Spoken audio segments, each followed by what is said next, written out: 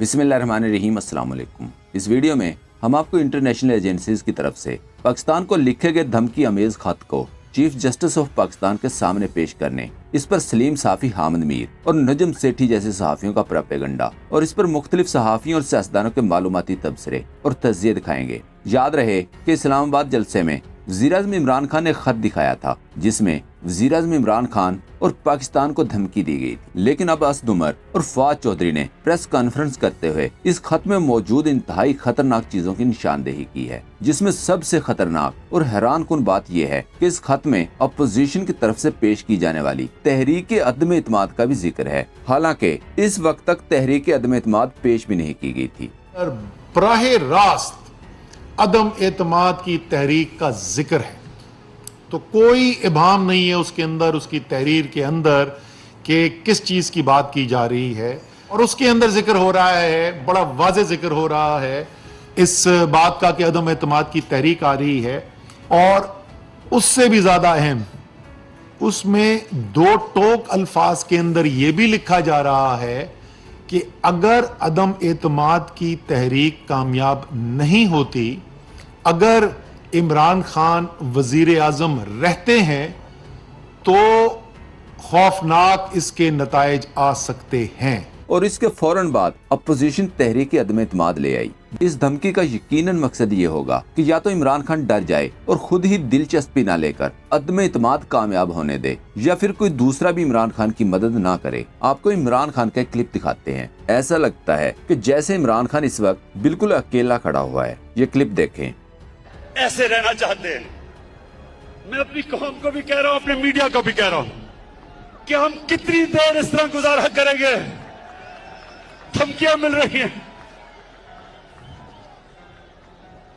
इस press conference में नवाज शरीफ पर बराह रास्त मुलव्वस होने का इल्जाम लगाया गया है, जिसके इंटरनेशनल एस्टेब्लिशमेंट से मुलाकातों के सबूत भी मौजूद हैं। इसके कुछ देर बाद राना सनाउल्लाह का बयान देखें। कहा, 4 मार्च को नवाज शरीफ की अमरीकी एस्टेब्लिशमेंट से मुलाकातों की तरदीद नहीं करूंगा। यानी ये खुद मान रहे हैं कि अमरीकी खुफिया एजेंसियां नवाज शरीफ से मुलाकातें करती हैं। इस पर उस्मान सईद बसरा ने लिखा, ये हैं वो मुलाकातें जो मुल्क की मुफाद में हुई। मुल्क की मुफाद का तयन अब इनके यहाँ होगा, जो किसी तौर इस्लामी आइटमी पाकिस्तान का मुफाद नहीं सोच सकते। इससे आगे भी कुछ सबूत चाहिए। एंकर पर्सन अरशद शरीफ ने ट्वीट किया, अगर इस केस में सुप्रीम कोर्ट तहकीकाती कमीशन बनाए तो असगर खान केस से ज्यादा बड़े हकायक सामने आएंगे। वजीर आजम सुप्रीम कोर्ट से दरख्वास्त कर सकते हैं, ताहम इस आलमी साजिश को सुप्रीम कोर्ट में बेनकाब होने से रोकने के लिए बैरूनी आकाओं के गुलाम और तजावीज पेश करेंगे। अरशद शरीफ ने बिल्कुल ठीक कहा। सहाफी तो मुखालफत कर ही रहे थे कि मरियम नवाज ने लिखा, बराए मेहरबानी सुप्रीम कोर्ट को अपने फितने और शर से दूर रखिए। एक सोशल मीडिया सार्फी ने लिखा, खत झूठा है, चीफ जस्टिस बता देंगे, इमरान खान गलत साबित हो जाएगा, इसका आपको फायदा होगा, डर क्यों रही है, मियाँ साहब किससे मिलते रहे हैं। जमील फारूकी ने लिखा, अगर आलमी साजिश से मुतल्लक खत में झूठ की आमेज़श का जरा भी अभाम होता तो प्रेस कॉन्फ्रेंस में वफाकी वज़रा नवाज शरीफ को साजिश का मरकजी किरदार न कहते, बल्कि इनका बराह रास्त टारगेट शहबाज शरीफ होता। चीफ जस्टिस को खत दिखाने की पेशकश सिर्फ ठोस सबूतों पर की जाती है। जमील फारूकी ने मजीद लिखा, गवर्नमेंट के लिए इस वक्त सबसे बड़ा थ्रेट नवाज शरीफ नहीं बल्कि शहबाज शरीफ है, जिन्हें जरदारी वज़ीर आज़म के तौर पर मुखातिब करते हैं। अगर गवर्नमेंट नवाज शरीफ को साजिशी किरदार कह रही है तो यकीनन कोई ठोस सबूत होगा, वरना चीफ जस्टिस को झूठ दिखाने के नताइज उल्टे भी पड़ सकते हैं। खत में दम लगता है। उस्मान सईद बसरा ने लिखा, मेमो गेट स्कैंडल मुल्की सलामती पर हमला था, इस वक्त भी जरदारी इस साजिश का ऐवान सदर में बैठा आला-ए-कार था। आज भी मुल्क की खुद मुख्तारी पर हुए बैरून मुल्क हमला का मास्टरमाइंड है, जिसका आला-ए-कार नवाज शरीफ है। सदीक जान ने लिखा, खत के मामले पर अगर सिर्फ ये सामने आ गया कि हामिद मीर को कौन फीड कर रहा है तो सुनने वालों की अकल दंग रह जाएगी कि अच्छा तो ये भी, लेकिन सवाल ये है कि वो शख्सियत जाती हैसियत में ये कर रही है या अपनी ऑर्गेनाइजेशन के बिहाफ पर।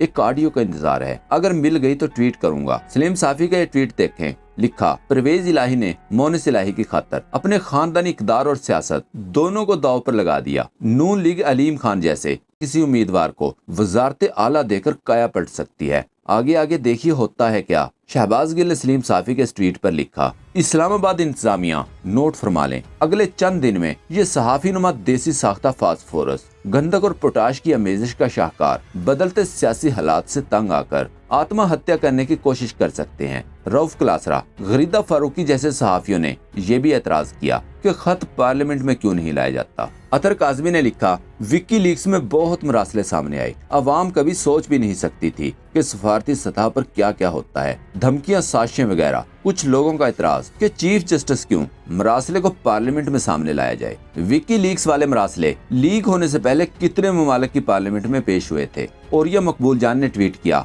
ऐसा लगता है कि ये सारा खेल 5 या 6 अप्रैल तक चलेगा, फिर इस सियासी फुटबॉल को जबरदस्त किक लगेगी जिससे ये एक धमाके से फट जाएगा। इस वक्त जो भी इसकी जद में आया कुचला जाएगा। इमरान अफजल राजा ने मरियम नवाज का एक क्लिप शेयर करते हुए लिखा, सारे नमूने पाकिस्तान के लिए एक ही खानदान में जमा कर दिए।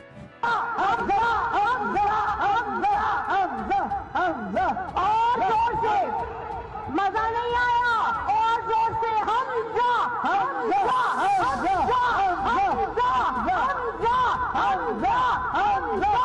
उस्मान सईद बसरा ने सलीम साफी के क्लिप जिसमें वो इकरार कर रहे हैं कि अमेरिका पाकिस्तान से अड्डे मांग रहा है, और दूसरे ताज़ा क्लिप जिसमें सलीम साफी कहता है कि अमेरिका ने तो अड्डे मांगे ही नहीं, तो इमरान खान ने एब्सोल्युटली नॉट किसे कहा। इस पर उस्मान सईद बसरा ने लिखा, इस मुल्क की कैसी बदनसीबी है, सियासतदान बराए फरोख्त हैं तो इनके मरासी भी अपना हिस्सा वसूल करते हैं। ये गरगट से भी जल्द रंग बदल लेते हैं, अपना थूका चाट जाते हैं, फिर किसी मोड़ पर उगल देते हैं। सलीम साफी इसकी क्लासिकल मिसाल है। ऐसे हजारों क्लिप मौजूद हैं, मगर कभी जो इस मुतफ्फन को शर्म आई हो। दोस्तों, पाक ट्यूब 24 को सब्सक्राइब करना ना भूलें, लाइक करें, शेयर करें और कमेंट सेक्शन में अपनी राय का इजहार जरूर करें। शुक्रिया।